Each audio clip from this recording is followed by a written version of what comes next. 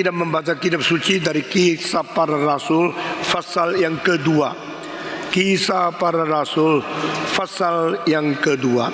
Kita membaca bersama-sama dari ayat pertama dan selanjutnya.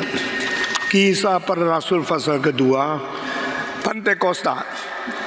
Ketika tiba hari Pantekosta, semua orang percaya berkumpul di satu tempat. Tiba-tiba turunlah dari langit suatu bunyi seperti tiupan angin keras yang memenuhi seluruh rumah di mana mereka duduk. Dan tampaklah kepada mereka lidah-lidah seperti nyala api yang bertebaran dan hinggap pada mereka masing-masing. Maka penuhlah mereka dengan Roh Kudus. Lalu mereka mulai berkata-kata dalam bahasa-bahasa lain seperti yang diberikan oleh Roh itu kepada mereka untuk mengatakannya. Waktu itu di Yerusalem diam orang-orang Yahudi yang saleh dari segala bangsa di bawah kolong langit.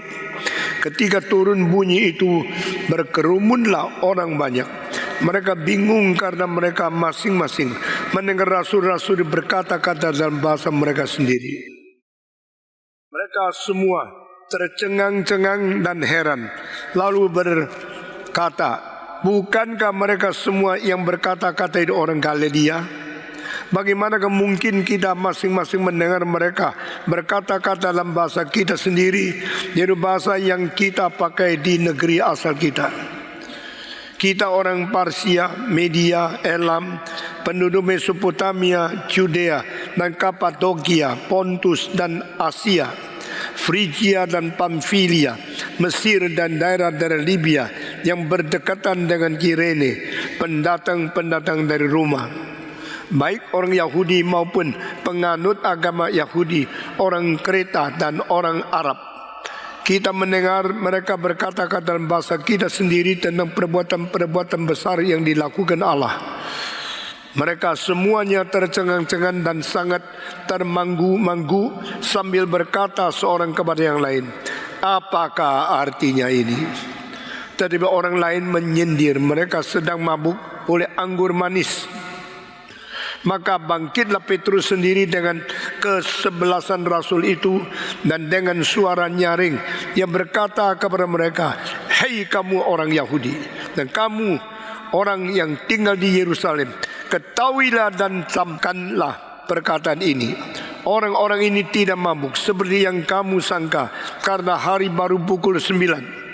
Tetapi itulah yang difirmankan Allah dengan pengantaran Nabi Yoel akan terjadi pada hari-hari terakhir. Demikianlah firman Allah, bahwa aku akan mencurahkan rohku ke atas semua manusia.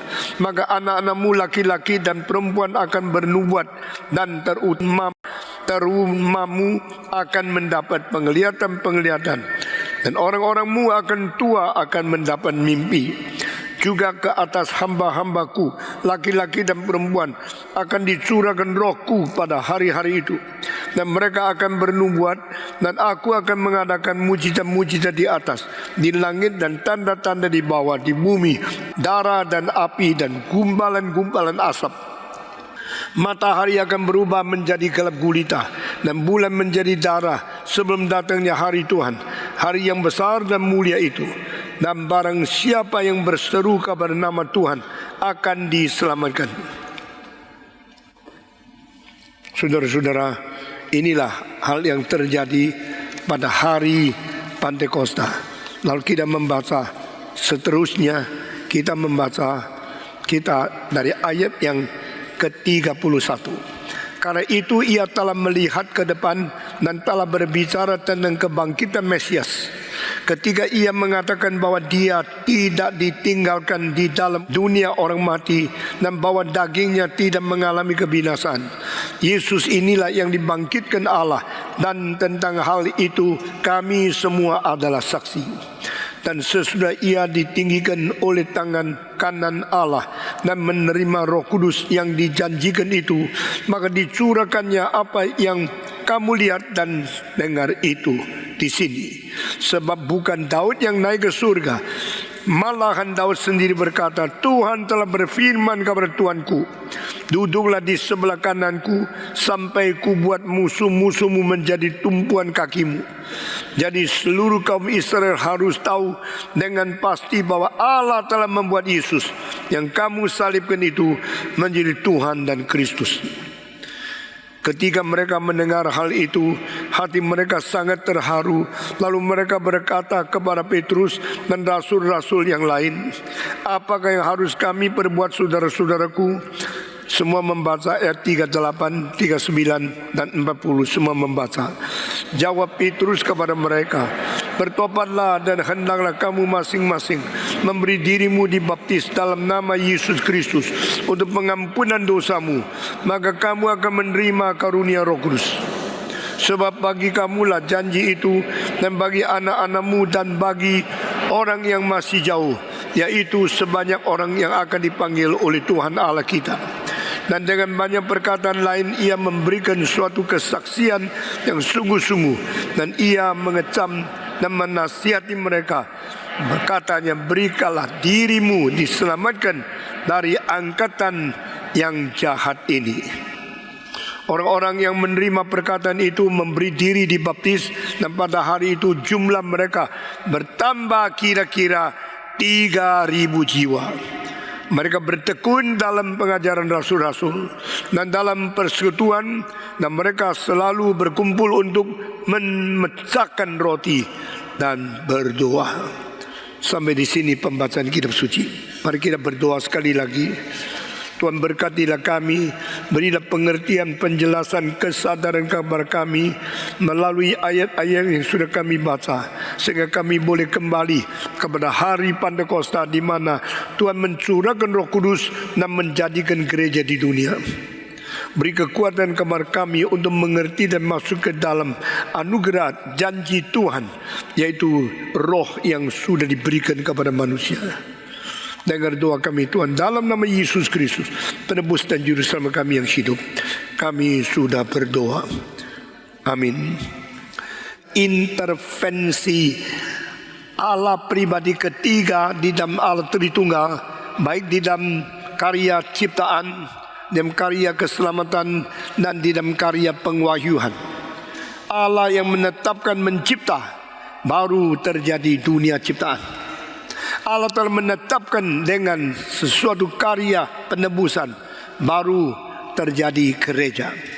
Allah menetapkan karya untuk mewahyukan, baru ada kitab suci di dalam sejarah. Jikalau Allah tidak mencipta, tidak ada sesuatu yang berada di luar diri Allah.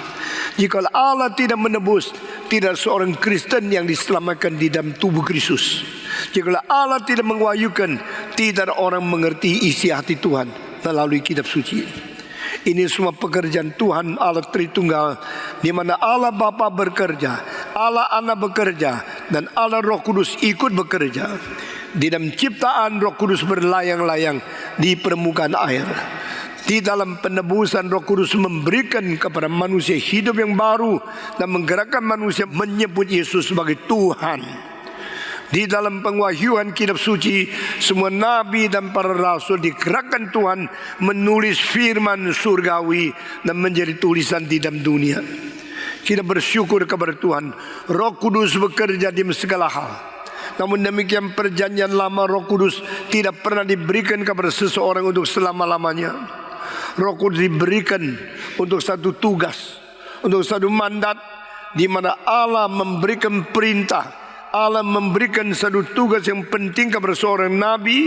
Lalu pada waktu itu roh diberikan kepada dia, roh menolong dia untuk menggenapi, menjalankan rencana Allah. Tetapi setelah rencana itu selesai, roh itu pun ditarik kembali oleh Tuhan, sehingga tidak ada orang memiliki Roh Kudus untuk selama-lamanya. Tidaklah demikian di dalam perjanjian baru. Yesus Kristus tidak berkata di dalam Injil Yohanes pasal 14 dan 16, roh akan datang, dia akan tinggal di dalam hatimu untuk selama-lamanya beserta dengan engkau. Berapa besar janji seperti ini, sehingga manusia yang berdosa boleh menerima Roh Kudus berdiam di dalam hatinya untuk selama-lamanya. beserta dengan dia dan tidak akan pergi lagi menyertai seorang manusia yang kecil, yang remeh, yang najis, yang tidak berlayak, memiliki roh Allah dan beserta dengan dia sampai selama-lamanya. What a privilege we have. What kind of promise is given to human being from our God. Allah berjanji memberikan Roh Kudus kepada orang Kristen. Allah berjanji orang diselamatkan akan diberikan Roh Kudus berdiam di dalam hatinya untuk selama-lamanya. Dan hal ini terjadi pada waktu hari Pantekosta. Hari Pantekosta berarti hari ke-50 setelah Yesus bangkit. Dia masih hidup di dunia 40 hari beserta dengan murid-muridnya dan mendidik mereka tentang kerajaan Allah. He taught them about the kingdom of God 40 days after he has been resurrected. Setelah 40 hari mengajar tentang kerajaan Allah, maka Yesus naik ke surga. Sesudah naik surga 10 hari, Roh Kudus turun. Sebelum Roh Kudus turun, murid-murid berkumpul berdoa di satu rumah loteng di Yerusalem. They gathered and they pray fervently for waiting of the coming of Holy Spirit.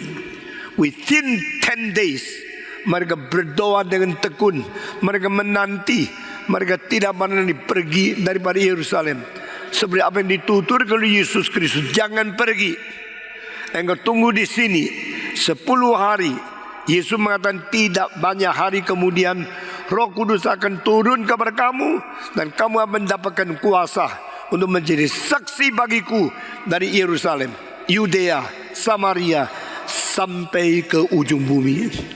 Maka mereka dengar kalimat dari Yesus Kristus. Mereka taat dan mereka tidak berani pergi. Berhenti dan tunggu di Yerusalem di sebuah loteng. Di situ menanti Roh Kudus turun. Ke-10 hari, yaitu hari Pantekosta, Roh Kudus betul-betul turun dan ada suara yang keras seperti tiupan angin tiba kepada mereka. Dan mereka melihat ada lidah yang jatuh ke atas kepala setiap rasul. 120 orang menemukan keajaiban seperti ini. Dan sesudah itu mereka semua bicara berkata-kata lidah. Mereka berkata-kata lidah. Mereka berdiri di hadapan banyak orang, ribuan orang berkumpul, dan mereka mulai bersaksi, berkhotbah tentang Yesus Kristus yang baru tidak lama yang lalu mati dan bangkit. Setelah mereka berkhotbah, terjadi satu keanehan.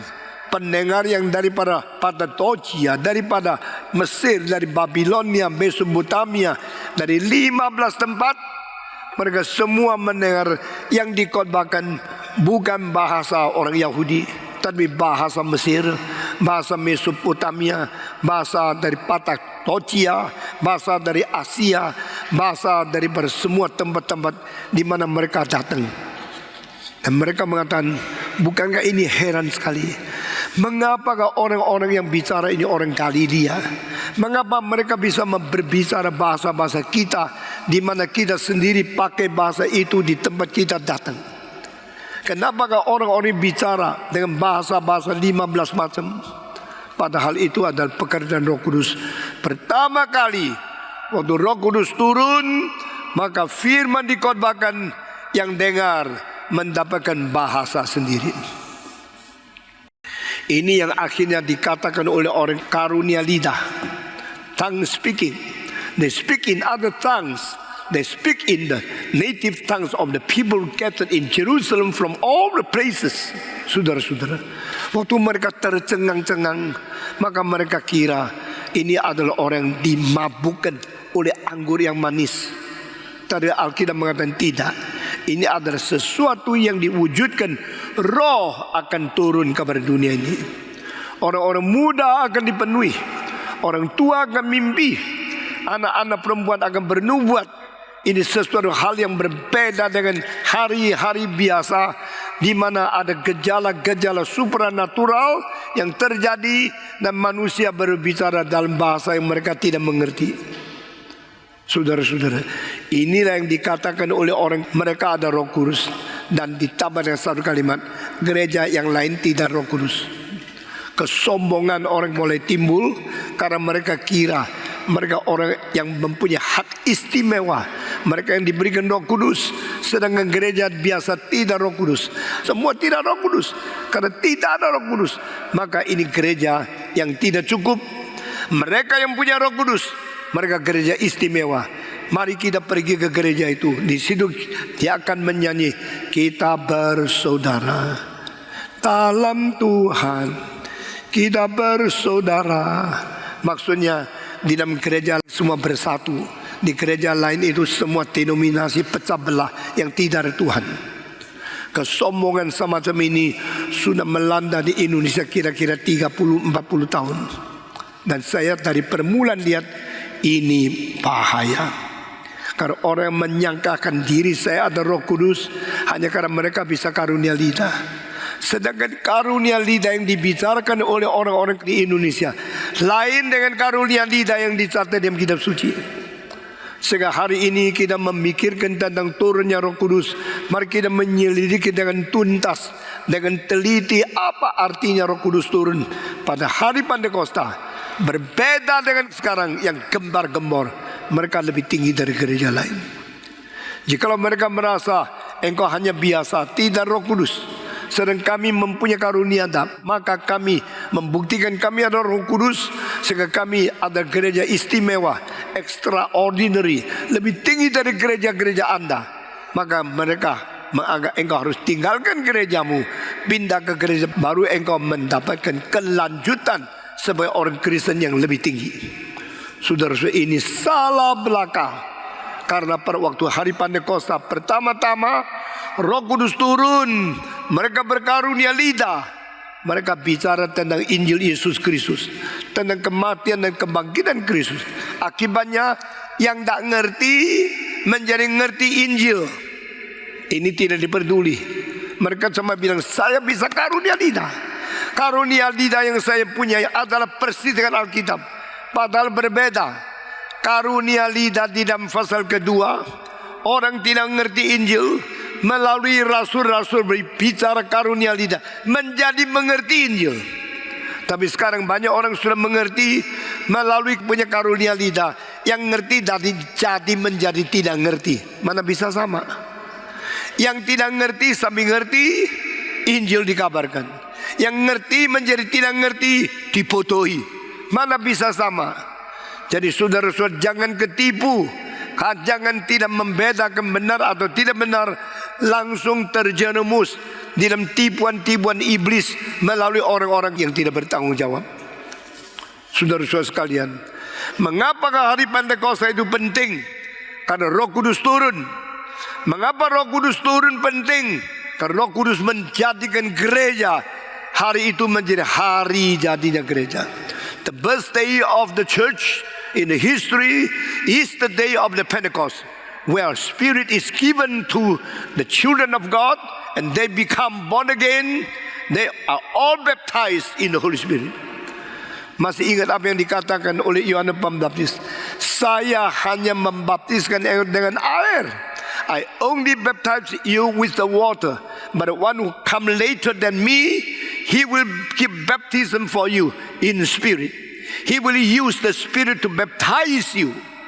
Yesus Kristus akan membaptiskan gereja dengan Roh Kudus, sedangkan Yohanes Pembaptis hanya membaptiskan dengan air saja. Dengan air tidak menyelamatkan. Dengan Roh Kudus memberikan hidup yang baru. Because you have been born again. Other than you be born again, you'll never see the kingdom and never enter into the kingdom of God. Jika engkau tidak diperandakan pula Roh Kudus, engkau tidak akan melihat kerajaan Allah. Engkau tidak akan masuk dalam kerajaan Allah. Dan kerajaan Allah dimiliki oleh orang yang diperankan oleh Roh Kudus. Maka Roh Kudus turun itu penting sekali. Tapi saudara-saudara, hari Roh Kudus turun, semua bahasa menjadi satu. Rasul-rasul bicara dengan bahasa semua, sehingga mereka mendengarkan berita yang sama. Bahasanya lain, isinya satu. Bahasa Macedonia, bahasa daripada Mesopotamia, bahasa daripada Mesir, bahasa daripada Asia Minor, bahasa daripada tempat yang begitu banyak, tetapi isinya satu, Injil Yesus Kristus. Kita berkata hari itu mereka semua memasyurkan nama Tuhan. Mereka memberitakan Kristus. Karena mereka memberitakan nama Allah, maka Tuhan mempersatukan bahasa mereka. Dibandingkan pada waktu zaman Babel, di mana manusia mendirikan satu menara yang terus tinggi sampai menembus langit. Alangkah bodohnya. Sudah mengerti geografi, engkau mengerti bumi ini hanya satu planet yang kecil sekali di alam semesta yang begitu besar. Bagaimana manusia bisa bikin menara pergi menembus langit? Ini omong kosong. Ini tak mungkin. Allah dari surga melihat kebodohan manusia, kenaifan manusia, ketidakmengertian manusia tentang berapa kecilnya bumi. Bagaimana bisa membuat satu menara yang bisa menuju sampai di surga? Maka Tuhan menghancurkan mereka. Tuhan mengpisahkan bahasa mereka, kacau balaukan mereka, sehingga tidak ada orang mengerti apa yang dikatakan oleh orang lain. Because they want to show off, they want to manifest their own name, so their language are confused because God's intervention. Tadi hari Pentakosta terbalik. Mereka bukan mau memasyurkan nama sendiri, mereka mau memuliakan nama Tuhan. Mereka memberitakan firman Tuhan. Tuhan mempersatukan bahasa sehingga semua mengerti yang dikatakan firman Tuhan yang dimasyurkan ada Kristus yang mati dan bangkit. Saudara-saudara, bandingkan kedua peristiwa yang besar di dalam sejarah. Di dalam perjanjian lama, di dalam Kejadian pasal 11, when human being try to manifest their own name, to proclaim their own greatness, God make their language confused. When people in New Testament try to manifest the name of Christ, to proclaim the resurrected Jesus, at that time, God make their languages together. Becomes one language, one message, the one understanding of the truth of the gospel. Ini sangat memberikan pengajaran kepada kita. Gereja dan siapapun membesarkan diri akan dikacaukan oleh Tuhan. Siapapun yang membesarkan Kristus akan dipersatukan oleh Tuhan. Amin. Gereja ini jangan lupa, jika kita hanya memasyurkan diri, memperkenalkan GRI, lalu memberitahu besaran kita kepada dunia, gereja ini akan dikacaukan oleh Tuhan. Bahasa akan dipisahkan, semua orang akan menjadi kacau balau. Tetapi kalau gereja ini bersatu hati, memasyurkan Tuhan, memberitakan Injil, kita akan dipersatukan sehingga satu bahasa, satu berita, satu khotbah yang sama akan dikumandangkan di seluruh dunia. Kita membesarkan nama Yesus, kita memperkenalkan Kristus yang mati dan bangkit. Disitulah berita yang diperlukan oleh seluruh dunia. Entah dia dari bangsa mana, negara mana, bahasa apa, dari sudut mana, segala bangsa, segala sudut, segala negara, segala bahasa akan bicara tentang kebesaran Yesus Kristus. Saudara-saudara, Roh Kudus itu turun. Roh Kudus turun, mereka lihat lidah jatuh ke dalam kepala setiap orang. Sesudah mereka mulai bicara tentang Kristus yang mati dan bangkit. Lalu 15 macam bahasa, semua tercengang. Kenapa orang-orang Galilea ini sanggup membicarakan kalimat memakai bahasa kita sendiri dari tempat yang jauh? Apa artinya ini? Di situ Roh Kudus bekerja. Saudara-saudara, minggu lalu saya berkhotbah pada hari Pentakosta. When the Holy Spirit is given, it is a new starting of the intervention of God Himself in human society. That is the coming of the third person of the triune God. Holy Spirit come to live together with a human being. That is collective baptism of the body of Jesus Christ, the church, which Christ is the head of the church, and the church is the Holy Communion Church, the Holy Universal Church of Jesus Christ, combined from all the nations, all different languages, all tribes, all places in the world to be one body, the holy and universal church of God. Saudara-saudara, pada waktu hari Pentakosta turun, semua orang Kristen secara kolektif dibaptiskan menjadi tubuh Kristus. We are all together baptized into the body of Christ. We are all drink from Holy Spirit as the source of our life. Kita semua minum dari Roh Kudus. Kita bersatu dalam Roh Kudus. Kita semua menjadi orang dibaptiskan oleh Roh Kudus, menjadi orang diselamatkan. Sehingga kalimat daripada Yohanes Pembaptis, saya hanya membaptiskan engkau dengan air. Ini tidak bisa menyelamatkan, tidak bisa mengampuni dosa. Karena air itu materi, dosamu bukan materi. Dengan air yang bersifat materi membersihkan dosamu secara rohani, tak mungkin. Itu sebab Roh Kudus akan datang. Yesus akan mendatangkan Roh Kudus, membaptiskan engkau dengan roh, engkau akan diselamatkan. It is only when the Holy Spirit baptize them and cleanse us that we can be saved. Only when the Holy Spirit cleanse us, we can get rid from the punishment of sin, and we can get the forgiveness of God. We can receive the new life in Holy Spirit. Yesus Kristus pembaptis yang membaptiskan gereja dengan Roh Kudus. Yohanes pembaptis. Yesus Kristus juga pembaptis. Yohanes pembaptis pakai air, Yesus Kristus membaptis pakai roh. Yohanes pembaptis melambangkan kita bertobat. Yesus Kristus betul-betul melaksanakan pembersihan dari Roh Kudus untuk membuat kita orang suci. Kita diselamatkan, kita menjadi anak-anak Allah yang sejati. Saudara-saudara, lalu kenapa Roh Kudus diturunkan? Roh Kudus diturunkan supaya kita boleh menjadi berani bersaksi bagi Tuhan di dunia. The church will be encouraged, will be courageously preach the gospel to the whole world, and we bring forth the message of heaven. We proclaim the victory of Jesus Christ. We proclaim His ransom, His redemption is now victoriously achieved. Yesus sudah mengalahkan dosa, sudah menang, dan Yesus sudah bangkit daripada kematian. Itu sebab Injil dikabarkan ke seluruh dunia. And that is the meaning why Holy Spirit is given to human being in the day of Pentecost. Roh Kudus turun supaya kita menerima janji dari Tuhan. Roh Kudus turun, kita dibaptiskan dalam kesucian. Roh Kudus turun, kita mendapatkan kuasa untuk memberitakan Injil ke seluruh dunia.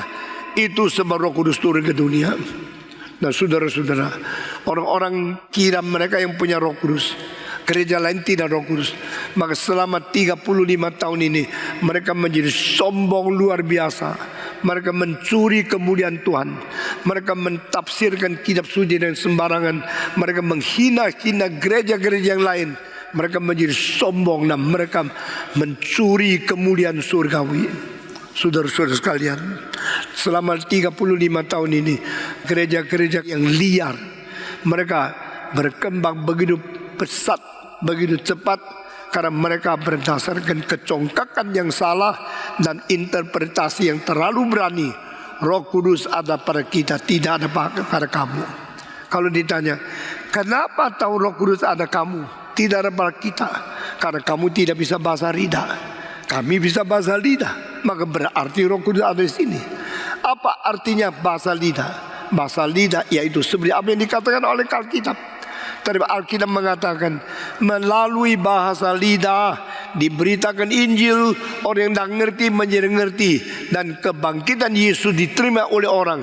Mereka bertobat menjadi orang Kristen. Sedangkan karunia lidah yang dilakukan oleh banyak orang, ada yang sudah mengerti, tidak mengerti.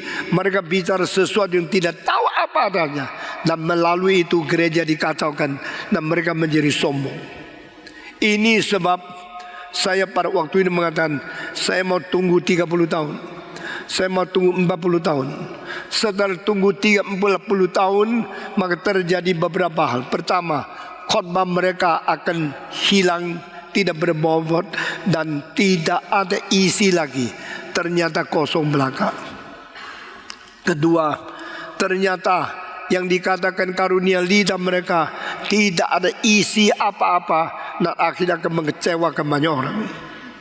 Sekarang sudah 20-30 tahun lewat, saya melihat satu persatu terjadi. Dan bukan saja demikian, berapa unsur yang membuktikan mereka bukan menerima Roh Kudus, sehingga mereka akan menteladankan diri.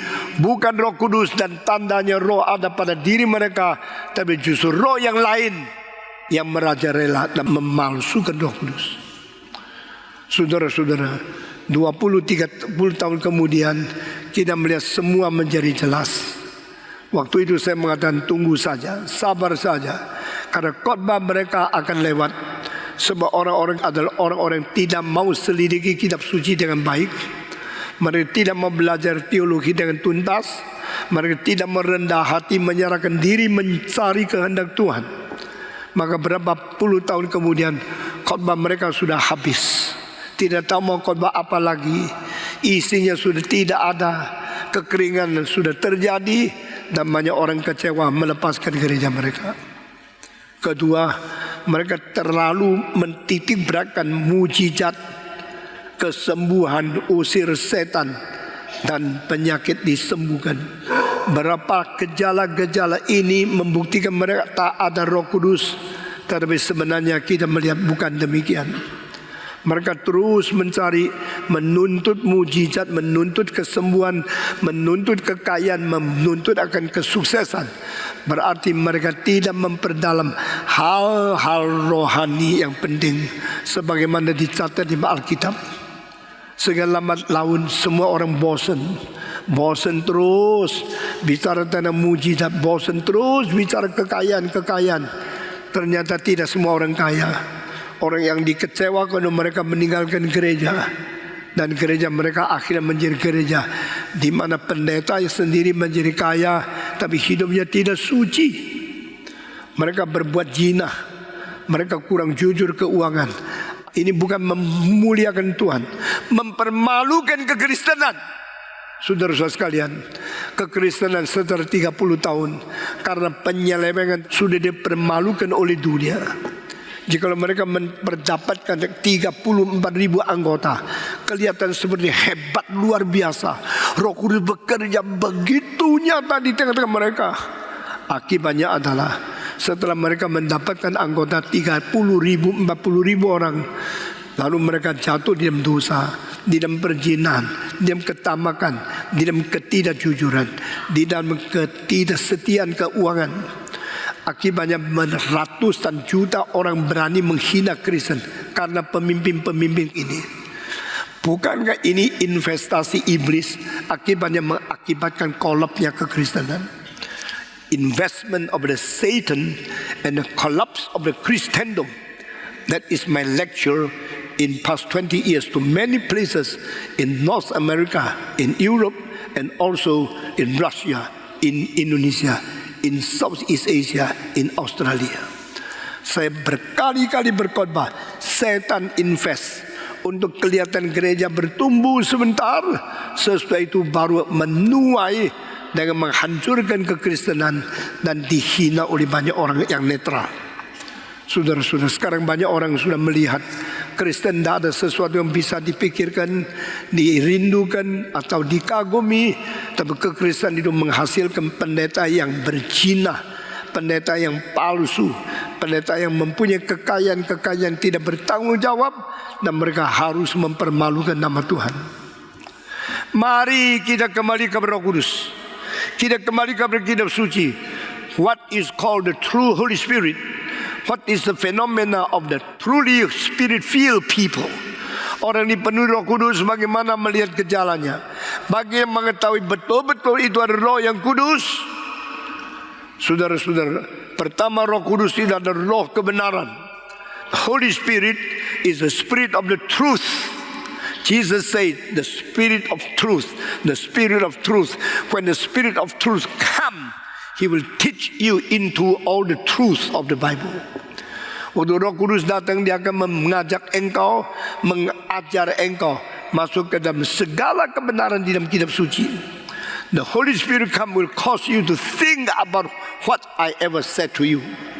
Roh Kudus datang akan membawa engkau untuk memikirkan apa yang pernah aku katakan kepadamu.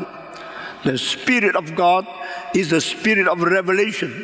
The Spirit of God is the Spirit of inspiring all the prophets and apostles seeking about the Word of God.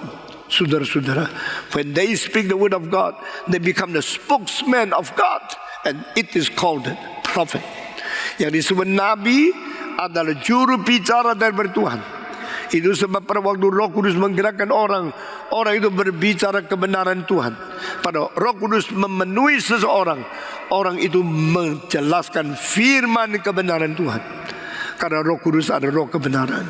Tetapi kita melihat banyak pengkhotbah bukan mengkhotbahkan kebenaran Tuhan, khotbahkan khayalan mereka, khotbahkan hal-hal liar daripada ambisi mereka yang tidak sesuai dengan kitab suci. Itu sebab jangan sembarangan percaya kepada orang-orang yang menyebut diri mempunyai Roh Kudus, karena banyak penipu sudah berada di dalam dunia ini. Saudara-saudara sekalian, Roh Kudus setelah turun membaptiskan, Roh Kudus turun mengajar kita kebenaran, Roh Kudus juga turun untuk setiap pribadi. Inilah yang saya tekan pada hari ini. Today my sermon will insist on the importance of every individual receiving the Holy Spirit and what happened to their life. Allah memberikan Roh Kudus secara kolektif kepada gereja. The greatest gift of God for this world is to give His only begotten Son. But the greatest gift of God in His church is sending His Holy Spirit to be indwelling in our hearts. Roh Allah diturunkan untuk diam di dalam hidup setiap orang Kristen. Ini adalah hadiah terbesar Allah untuk gerejanya. Allah memberi hadiah untuk seluruh dunia, mengirim Yesus Kristus sebagai juru selamat. Jesus Christ is the greatest gift from heaven, from our God for this world. God gave His word, gave His only begotten Son, so that everyone who believes in Him shall not perish but have the eternal life. This is the biggest gift given from heaven to human being, Jesus Christ, the bread from heaven, the only Savior given to man, the only mediator between God and man. Jesus Christ is the gift of God to human being. But what about the gift of God to the church? The greatest gift of the church from God is to send His Spirit to live within our hearts and to inspire prophets and also the apostles to preach the gospel, to replace God, to be the spokesman of God. Kita bersyukur kepada Tuhan karena ada Roh Kudus, maka Roh Kudus bekerja dalam hati manusia secara pribadi. Every individual can experience the presence of Holy Spirit, can have the Holy Spirit indwell in their hearts. Roh Kudus diam di dalam setiap diri pribadi orang-orang. Roh Kudus berada dalam diri kita. What to do, saudara-saudara? To seal that we belong to God. Roh Kudus bekerja di hati manusia, dikaruniakan sebagai pemberian kepada gereja. Roh Kudus diberikan menjadi sesuatu zil, sesuatu meterai surgawi bahwa kita milik Tuhan. Kalau engkau membaca daripada Efesus pasal 1 ayat 13-14 dan Efesus pasal 3 ayat ke-14, Roh Kudus menjadi meterai. God seal us by sending Spirit in our heart. He sealed with the living seal that we belong to God. He proved it, He manifest it, and He make this an evidence we belong to God. Saudara-saudara, Tuhan Allah setelah memberikan kepada kita surat lahir, Tuhan Allah memberikan kepada kita adalah anak Tuhan. Lalu milik Tuhan dikasih satu meterai. Meterai itu adalah Roh Kudus sendiri. The seal from God is Holy Spirit Himself in our heart, because He had proven, had manifest, and also become the evidence that we had been born again by Holy Spirit. We had already accepted Christ as our personal Savior. So di sini melalui Roh Kudus memeterai, membuktikan kita sudah dimiliki Tuhan. Kita sudah menerima Yesus sebagai juru selamat. Kita sudah dicap, dan cap ini adalah Roh Kudus itu sendiri. Kita bersyukur kepada Tuhan. Saudara-saudara, bukan saja demikian, kita melihat dengan jelas Allah memberikan Roh Kudus selain untuk memeteraikan kita, membuktikan kita ada anak-anak Allah. Roh Kudus diberikan juga untuk menjadi pedoman, pemimpin dan guru yang membawa kita masuk ke dalam segala kebenaran. When the Holy Spirit is given in our heart, in our mind, to dwell within our spirit and be with us forever and ever. The second thing, He is teaching us about the truth. He will guide His own into all the truth, that we understand the truth of God as being revealed in the Bible for the past of history and for the future to come. Saudara-saudara, Roh Kudus akan memimpin kita masuk dalam segala kebenaran, termasuk kebenaran-kebenaran yang sudah lewat di dalam sejarah dan kebenaran-kebenaran akan datang yang belum terjadi. Dua ini digabung baru namanya segala kebenaran. Kalau Roh Kudus memimpin kita kepada yang sudah lewat dan tidak memimpin kita kepada yang belum datang, belum keseluruhan kebenaran kita miliki.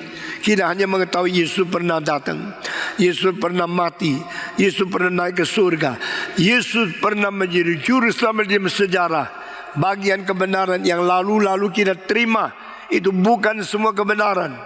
Kebenaran seluruhnya harus menggabungkan yang lewat ditambah dengan yang belum datang, yang di dalam sejarah dan akan datang pada hari kiamat. Dan Roh Kudus satu-satunya Roh yang bisa memberikan perlengkapan semua ini kepada kita, baik yang sudah ditambah dengan yang belum. Dan Roh Kudus akan memberitahu kepada kita suatu hari Yesus akan datang kembali. Di dalam semua nubuat, cuma satu nubuat yang belum terselesai, belum pernah dikatakan, belum terwujud, yaitu Yesus akan datang kembali. Saudara-saudara, Yesus sudah pernah datang di dalam sejarah. Yesus sudah pernah mati di atas salib, adalah fakta sejarah. Ini ada kebenaran-kebenaran yang sudah lewat.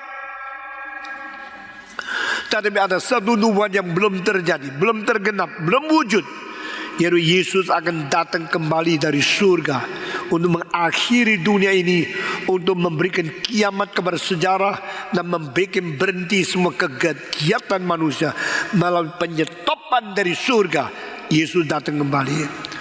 When Jesus comes again, the history will finish.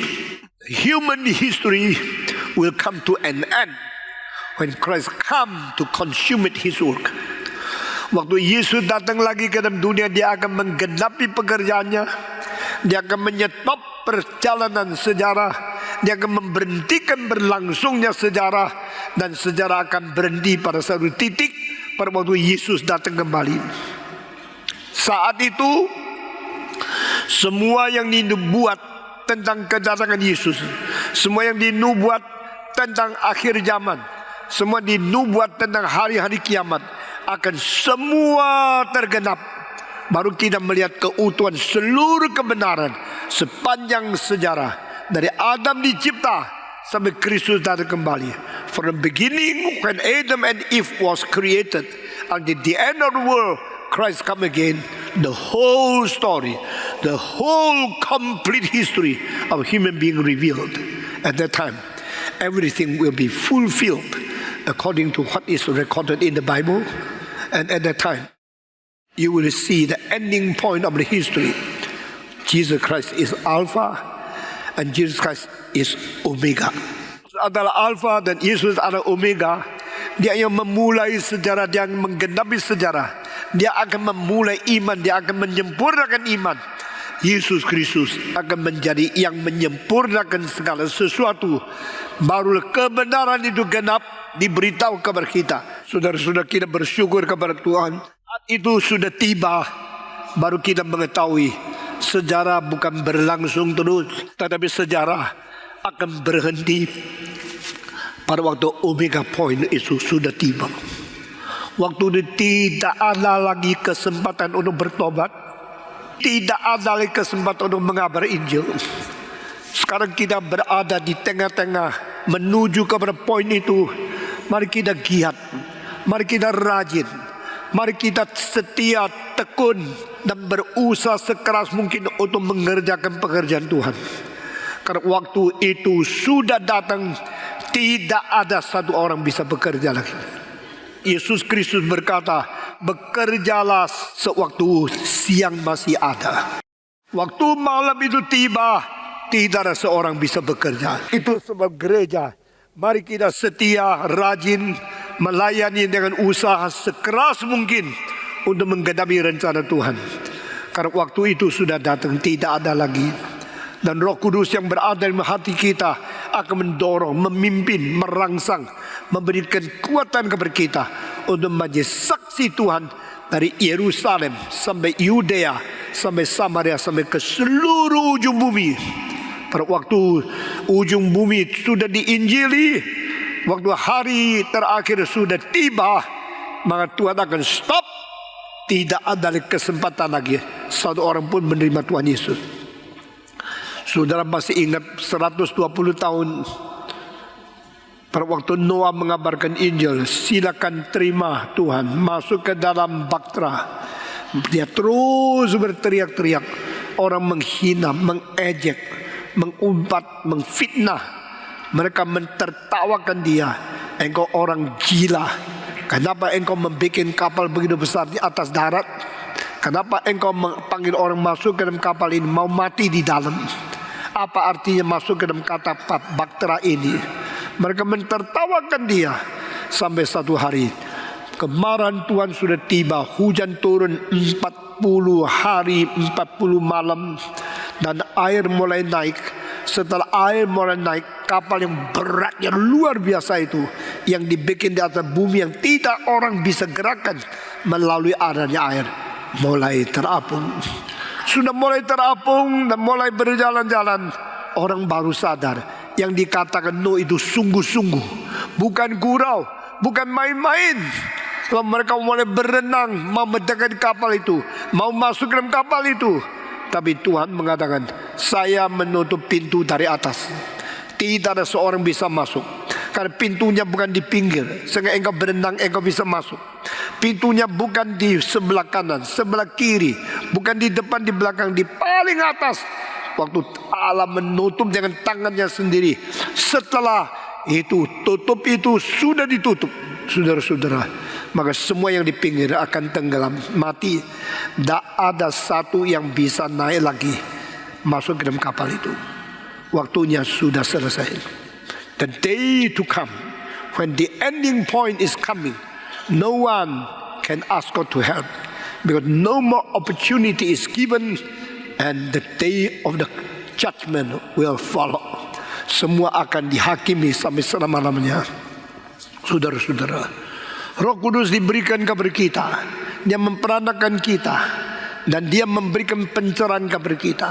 Dia menegur kita supaya kita menegur diri sendiri dengan dosa, kebenaran, dan penghakiman. Rebuke yourself in sin, in righteousness, in all the judgment. Kenapa tiga hal ini penting?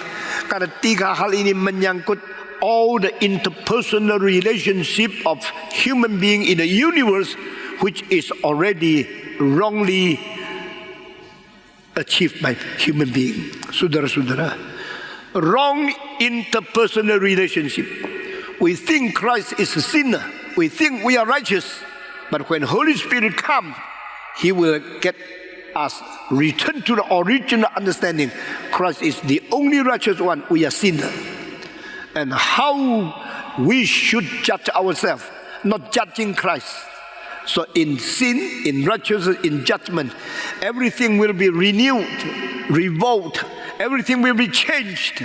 So that is a transformation and the renewal of the interpersonal relationship in the universe to be corrected by only Holy Spirit. Roh Kudus akan memperbaiki semua relasi yang kacau. Engkau kira dirimu benar, Yesus bersalah. Engkau mengkirakan Yesus berdosa, maka dihukum oleh Allah. Engkau kira dunia boleh menghakimi Yesus, tapi akhirnya baru engkau mengetahui terbalik. Yesus yang menghakimi dunia, engkau yang berdosa. Kristus yang benar, bukan Yesus dipukul oleh Allah, tapi Yesus dipakai oleh Tuhan untuk mewakili, mengganti dosamu dan dosaku, dipaku di atas kayu salib. Christ is not punished by God. Christ is determined by God and used by God to replace you and me to be punished. Christ is not condemned by Satan.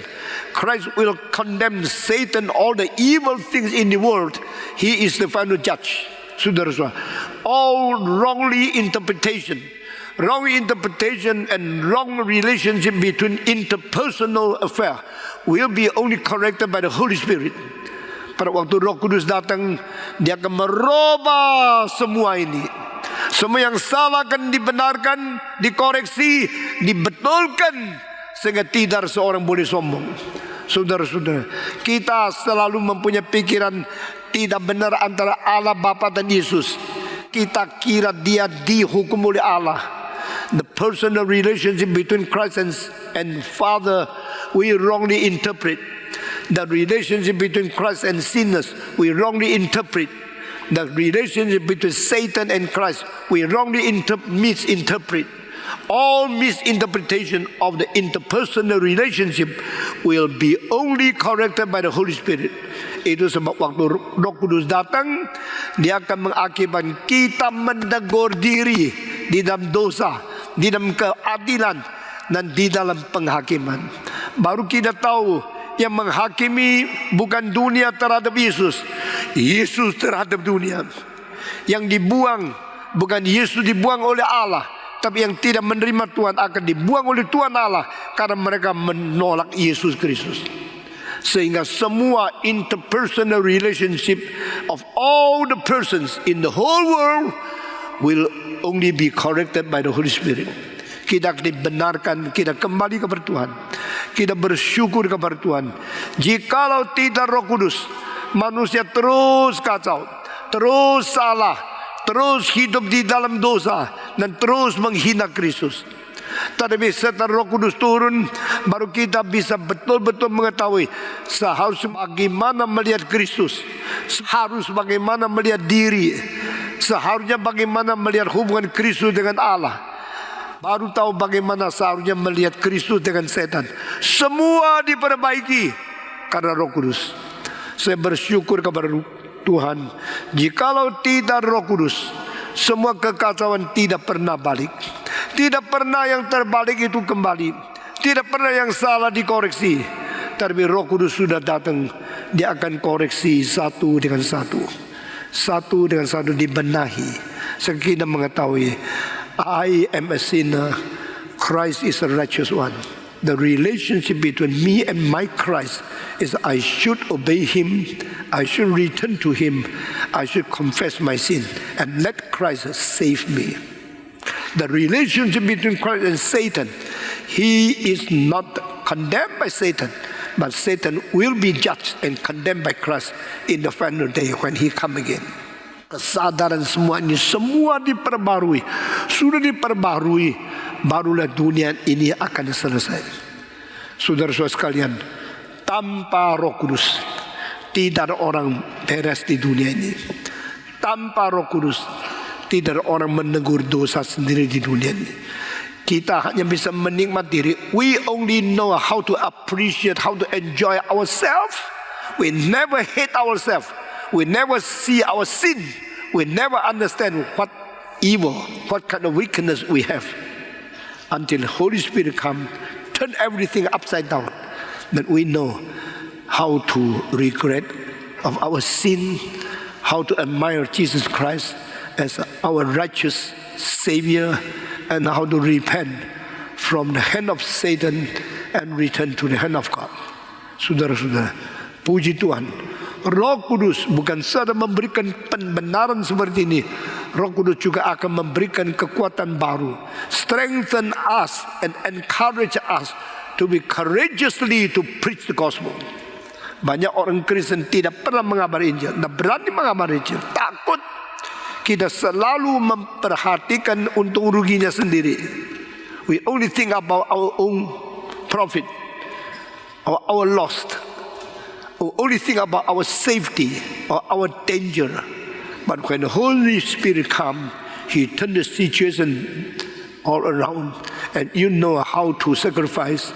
You know how to forget yourself and your benefit. You only know how to glorify Christ, how to lift Him up, and how to make Him known in the nations. Let Jesus Christ become the Savior of all mankind through our preaching and our witness. Saudara-saudara, kalau Roh Kudus tidak turun, tidak ada orang mau melayani Tuhan. Kalau Roh Kudus tidak menolong, tidak ada orang berani mengorbankan diri. Kalau Roh Kudus tidak menggerakkan, tidak ada orang rela menyerahkan diri menjadi hamba Tuhan dengan sungguh-sungguh. Only Holy Spirit and give us, grant us the spirit of self-sacrifice, self-denial, and to glorify God with never carrying your own profit and your safety. Kiranya Tuhan memberkati kita masing-masing. Roh Kudus turun, Roh Kudus berada dalam hati kita, Roh Kudus menegur dosa kita, Roh Kudus mengkoreksi interpersonal relationship, dan akhirnya Roh Kudus memberikan dorongan, kekuatan, memberikan keberanian mengabarkan Injil sampai kita berjumpa dengan Tuhan. Kiranya Tuhan memberkati kita masing dan menjadikan kita orang Kristen yang memiliki Roh Kudus di dalam hati kita masing-masing. Mari kita berdoa. Bapa di dalam surga, kami berterima kasih karena Roh-Mu diberikan kepada manusia. Selain gereja dibaptiskan, gereja dikuduskan, gereja dijadikan orang yang sungguh menerima Yesus sebagai juru selamat, dan gereja diperlengkapi menjadi orang Kristen yang mengetahui bagaimana membaliki dan memperbaiki akan hubungan antara pribadi dan pribadi dalam selama amesta, sehingga kami melihat segala sesuatu yang salah telah dikoreksi dan kami boleh mendapatkan urutan yang benar, mendapatkan pengertian yang benar bahwa Kristus yang menghakimi seluruh dunia. Kami berterima kasih karena Roh-Mu datang ke dunia, membuat kami melihat terbalik semua nilai yang sudah dirusak menjadi nilai yang dikembalikan kepada Tuhan sendiri. Dan kami melalui Roh Kudus yang turun ke dalam dunia, kami menjadi orang yang berani memberitakan Injil. Dengar doa kami, berkati kami masing-masing. Kami serahkan seluruh gereja-Mu ke dalam tangan Tuhan. Kiranya Roh Kudus-Mu yang diturun ke dunia boleh menggugah kami, memberikan kekuatan kepada kami menjadi orang Kristen yang bertanggung jawab. Dengar doa kami ya Tuhan. Kami serahkan semuanya ke dalam tangan Tuhan. Demi nama Yesus Kristus, penebus dan juru selamat kami yang hidup. Kami sudah berdoa. Amin.